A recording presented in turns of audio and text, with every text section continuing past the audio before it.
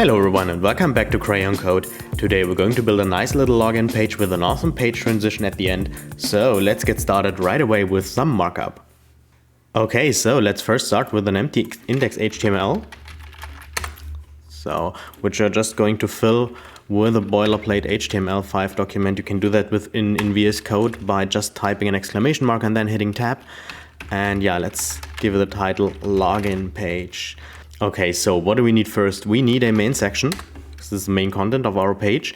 And as you can see on the right, we have on the left side an artwork and on the right side the actual login form. So let's put a div with class artwork for the left side. And let's also put a form. Let's also take autocomplete to off because it's quite annoying while developing, while you constantly get this auto suggest box. And inside that artwork, we're going to put an image for the rocket because as you saw maybe in the beginning, the rocket will be moving. So that's why it's actually smart to have it separate from the actual artwork. So let's get this taken care of. We will be creating a new file for our styles. Styles, CSS, exactly. And yeah, let's directly reference that one. It's going to be a style sheet, and yeah, type will be text/CSS, and it will come from basically local content. Very good. Let's actually take a look at that by opening it with live server. Very good. Okay, quite unstyled by now, so let's add a few styles. I prepared a few variables where we're going to have a background and a foreground color, two highlight colors, the colors for the input, a shadow color, because we'll be using it quite a few times, and for consistency, font sizes, because will be working with border radius, and as soon as you have that, it's always a smart idea to have font size and variables so you can actually set useful values for the border radius. We will see that later. And now, of course, let's do some basic reset where we're going to put padding and margin to 0 for everything. And now, because we want this all centered, which is why we are going to put display grid on the body and tell it to place all the items in the center, and we want to give it a background, and the body usually does not take the full viewport height, so we make it so by doing this. And let's put some nice little linear gradient background, which will be running in an angle of 135 degrees and from one highlight color to the other primary. So should actually now, yeah, looks much nicer this way. Now for the actual main container, let's define a variable and call it size, because the container will have a certain aspect ratio, and by defining the size, we can simply calculate the height according to the size, because the size is going to be the width. And this one is also going to be a grid container, where we are going to have two columns, and the left part is going to be sized 3 fractions and the right part will be having 2 fractions, so in a aspect ratio of 3:2, and there will be only one row because we don't need more, only one. And let's work with template areas actually. So we're going to have on the left side the artwork, on the right side the actual form. So we'll be assigning the artwork and the form to these template areas, and yeah, let's see how that turns out. Let's give it, for now a background color, because we want to actually see how it looks. Yeah, it's not there yet, and that is why, because I haven't set the size. So let's use the size for the width and for the height. Let's use some calculation, because we want the size to be superfluous bracket here, because we want the height to be calculated in dependency of the width, so that's why we're dividing here by 1.5, so we have the correct aspect ratio for this one here. Very nice, good. Let's actually take the background down here, because let's also define a foreground color, then we don't have to define it repeatedly. So we're going to have some text color here, which is a faded black. And to make this whole thing stand out a little bit more, we are going to give it a box shadow, 10px, 0px, and let's lose the shadow variable. You can see here, there's already a box shadow, very nice. Good. Okay, now for the artwork itself, let's tell it that it's at the grid area artwork explicitly, and that it's going to have position absolute because the rocket will be positioned, sorry, it's relative here, because the rocket will be positioned absolutely because we want to shift it upwards, and this we're going to do with a position absolute. And if this one here is set to position relative, the rocket is placed relatively to this container, so that's exactly what we're going to want. We will see that later. And the actual background here is coming from another SVG file. Very nice. And yeah, let's actually say that the background size should always cover the entire area, and that it's always going to be positioned at the center of the container. So no matter how we stretch it, it should always look nice because yeah, this is an SVG, and that's scalable in any size you want it without getting pixelated. Now the rocket itself already looks positioned quite well, but let's make this explicitly. So we're going to, as I said, going to position it absolutely. This may look weird now, but I'm going to put it at top and left 50%, which makes it slightly off. But let's also tell it to take the entire width, and now you can see that it's totally off.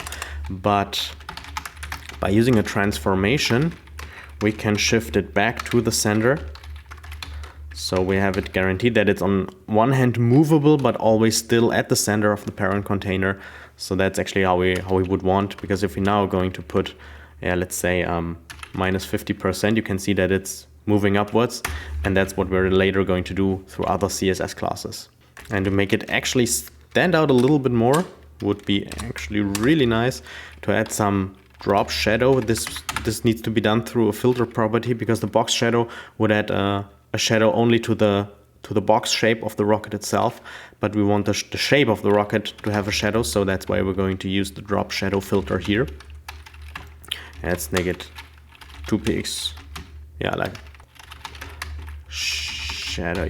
Bear in mind that that the drop shadow property only takes 3 values. There is only the blur and the top and the left offset, but there is no grow parameter for this one, and you can see here that it's nicely aligned to the actual alpha shape of the rocket, so we have a good drop shadow here for that one.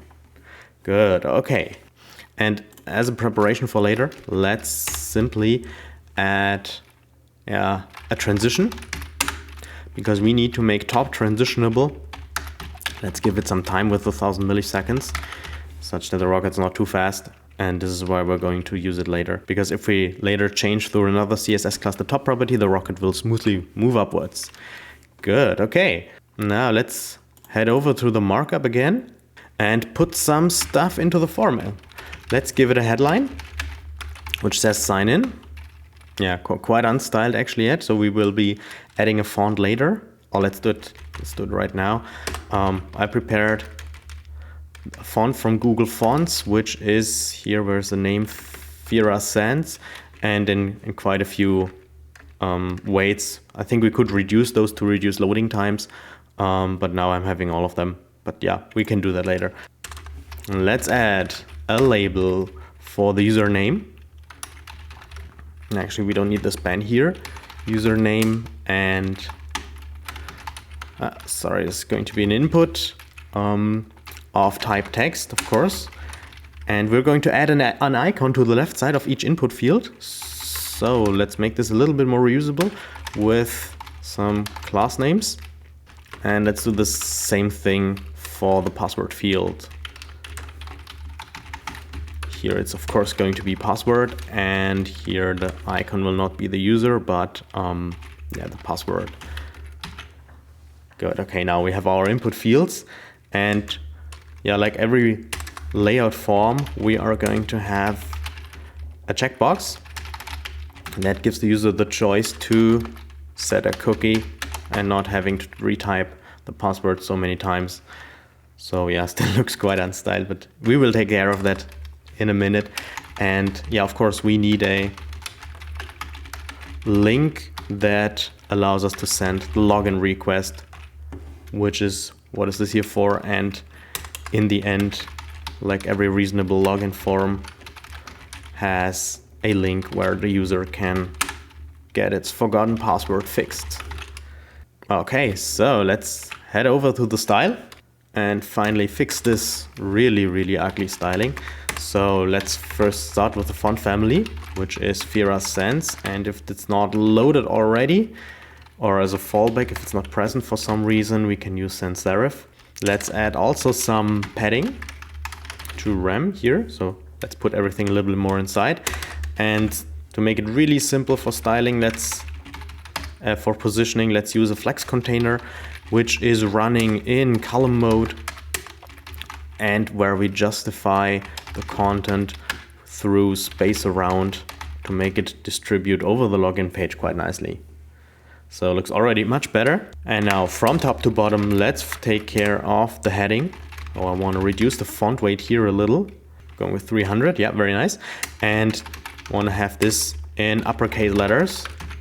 Yeah, looks very good with 300, yeah. And let's use a highlight color here. Yeah, the pink one. Yeah, so much better. Good, okay. Now let's target both the input fields, which means that we're using on one hand an attribute selector for the type equals text. And since the other one is a different type, we're going to use this attribute selector for type equals password. And these are the first fields that are going to have a border radius. So I'm putting the padding in a variable. So because we will need to have this used when we calculate the necessary border radius. And let's directly use it here. Typo again. For padding. Superfluous, okay. Border still looks quite ugly, but yeah, let's take this care of. And you will just see here, if we calculate the border radius right now, that we're going to take the font size plus the padding, because the horizontal, the vertical font size and the vertical padding taken together is always a good measure for the border radius. You can see here that it's a nicely rounded circle, which does not go beyond that edge here. Very good.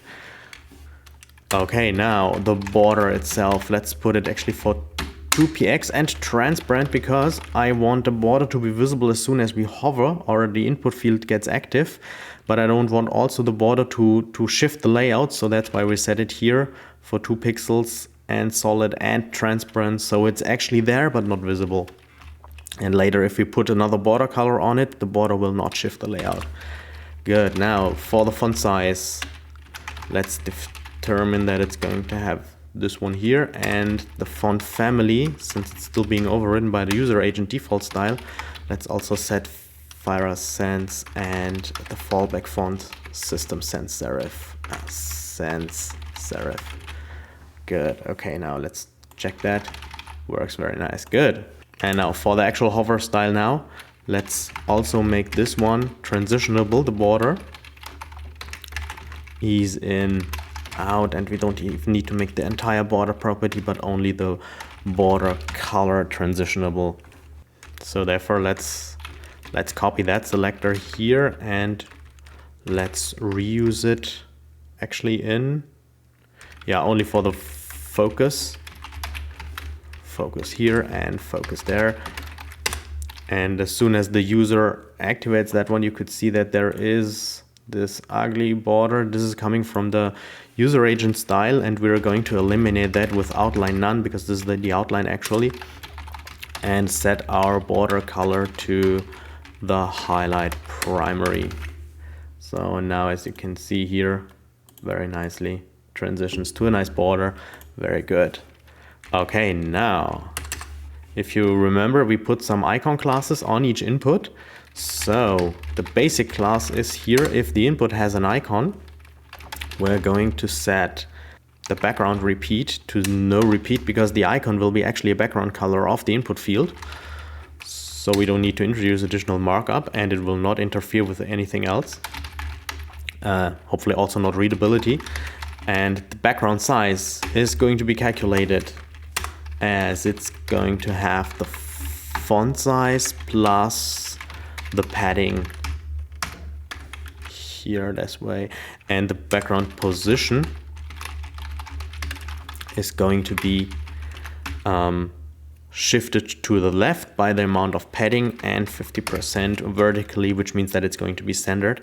And now let's actually make something visible. So icon username, and let's use the background image here, because we will be only setting the background image here, and all the other parameters will be set up there. So let's use the user icon.svg, which I prepared in the beginning. Yeah, it's actually not a smart idea here, because I haven't set the background color here.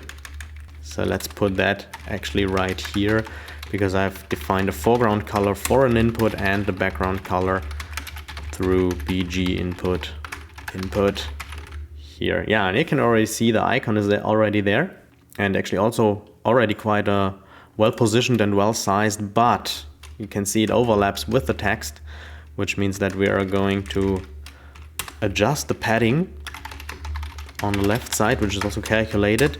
We're going to take twice the font size and once the padding, double D. So you can see now it's not interfering anymore.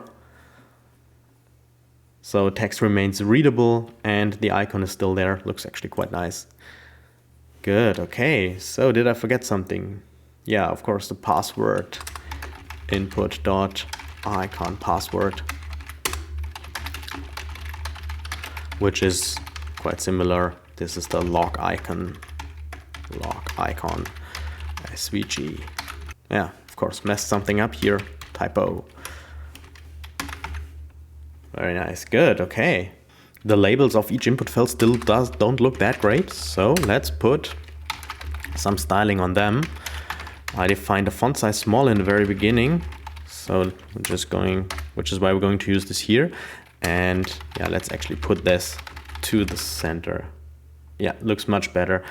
Those labels are actually not that important for all users, because many users will be able to see that this is user and this is password. But for screen readers, this is very important. So a screen reader will not be able to interpret these icons and tell any user that needs assistive technology which field means what. So it's actually quite really important to put labels on each input field, such that screen readers are actually able to really help the user.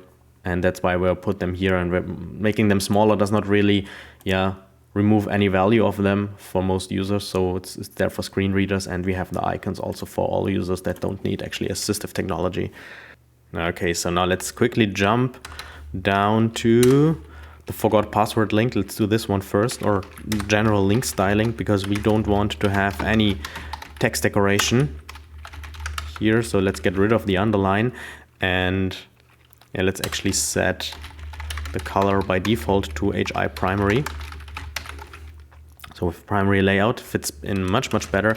And since it's going to be a small link for the forgot password, let's just also use the font size small variable here. So makes it a little bit smaller. But now for the actual login button, yeah, let's actually also put a here if it's a button. Let's also define a padding, which is going to be 0.5 rems. And yeah, let's directly use it. Padding, double D. Yeah, very good. Okay, now let's start with the background. Actually, yeah, let's use the same gradient here. So let's take that one from the, where is it? Here, from the body. Here, put this in a variable. Let's call it HI gradient. So because we're having the highlight colors in there. Very good. And let's use this one here as well through the variable var HI gradient. Yeah, works. Very nice. Good. Now let's actually make the text readable by using the background color variable. And let's now take care of the text itself. Let's put it to the center. Looks, I guess, much easier. And Let's also make this uppercase. And the text decoration we already have removed, so already got this taken care of. And let's actually explicitly set the font size. Although this is for run RAM not necessary, but yeah, for reason of consistency, it's good to do this. And of course, set the border radius because nothing's edgy here. So let's also use the calculative expression from before, which means that we're using the font size plus the padding. And yeah, looks quite nice here as well. Good. Okay, now I want this to be a little bit more interactable, which means that we're going to set the box shadow to be transitionable. Ease in out. And as soon as the button gets hovered, we are going to use a box shadow on it, which is not shifted horizontally, but 2 pixels downwards, 6 pixels blurred, but not spread. And let's use the shadow color here. So as soon as I hover this one, yeah, very nice. And let's also take care of this, that as soon as the button is active, let's create a small push down effect. So we're going to set box shadow none here, and you can see that the shadow is going away while I keep the mouse pressed. And this looks actually quite nice. Good. Okay, so now actually everything's there, everything works. So all we need to take care of now is a page transition and get the rocket moving. And for that we will be needing a little bit of JavaScript, which is why we are going to create a new file. Let's simply call it app.js and include it not in the style, but here, always at the bottom, script type equals text/JavaScript, and the src attribute will be simply set to app.js. Good. Now, what are we going to put here? Let's actually not save that password here. So let's get first a few elements from the user interface, which means that we're having the login button, which we're going to query through its selector because it's just having the login class. And let's actually make it a login because we want the login link tag. And we are going to have a transition element. It's not in the markup yet. We're going to put it there, but it will be having the transition class. Let's actually put some line break here. And the main element, because we will be toggling the logged in class on the main element, which is why we're getting the actual main element into variable. So as soon as the user clicks, clicks the button, we want to simply take the main element, and from the class list we're going to call the toggle method, which will toggle the given class name, which we'll just name logged in. And now to make all this reversible, let's also take the transition. If the transition is clicked, we're also going to just toggle the logged in class so we can make this reversible. So let's add a little bit of markup, which is just after the, let's actually put it, doesn't really matter, so let's put it here. Simple div, let's call it let's give it the class transition. Yeah, now it shifts the layout, but we will fix that. So let's go directly to the very bottom, and the transition, the page transition itself will be having the position fixed. So we want to have it out of the stacking context from there, and it will span the entire page. So left, top, right, and all the other properties will be set to 0. Top is missing. And if we're going to give it a background color, var, background color, not var here, you can see that it makes everything disappear. But to undo this, we are going to set a clip path, which is a circle that has radius 100 Vmax unit, which means Vmax is always the measure of the edge of the viewport, which is the bigger one. And let's put it horizontally at the center and vertically 200 Vmax, so at the very, very bottom, not even visible anymore. And now the cool thing here is that everything is interactable again, so it's basically disappeared. And let's also set opacity to 0. And since we want this page transition to be smooth, we set the clip path property for 1500 milliseconds. And let's also make the opacity transitionable in the same amount of time. Ease in, out. Very good. Now for the rocket itself, actually, we are targeting the main element as soon as it's having the class, and we don't care where the rocket is, but as long as it is inside the main element, we are going to set it to top minus 50 VH. So we're going to move it upwards half by the vertical viewport size, which is enough because the container is already also centered inside the viewport, at least vertically. So that's actually going to work. So let's test this. Yeah, cool. You can see that nicely moves up and down. And now for the actual page transition, let's take this down here because we want to keep things together. If main has the logged in class, and we are going to target, no, actually here, that's why it matters. We should put the transition inside here so we can use this selector, and let's opacity be 1, and the clip path is still going to be a circle because we want it to be transitionable, so we cannot change shape. It will have the 100 Vmax as radius, so it should span the entire page. And let's move the circle to the center of the page so that we can actually have it guaranteed that it spanned the entire page. So let's see if that works. Yeah, very nice. Yeah, and fades back again. Yeah, and that's already it. I hope you enjoyed creating this nice little login page with me. Make sure you like and subscribe. Thanks for watching, and see you next time.